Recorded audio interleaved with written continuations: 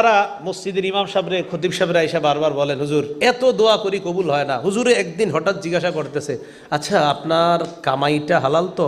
হুজুর সামান্য পরিমাণ সুদি কারবারে আমার লেনদেন আছে।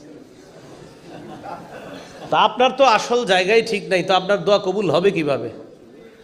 এই জন্য দোয়া কবুলের পূর্ব শর্ত আপনার খাদ্য, আপনার পোশাক, আপনার পানি, এগুলো হালাল হতে হবে। আল্লাহ বুঝার তৌফিক দান করেন।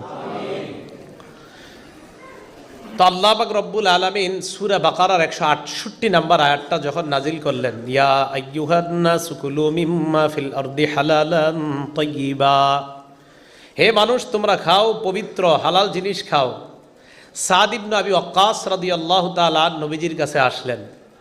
আসার পর বললেন, উদউল্লাহ লি আইয়াজআলানি মুস্তাজাবাদ দাওয়া, ইয়া রাসূলুল্লাহ, আপনি আল্লাহর কাছে দোয়া করেন আল্লাহ যেন আমাকে মুস্তাজাবুদ দাওয়া বানিয়ে দেয়। মুস্তাজাবুদ দাওয়া মানে দোয়া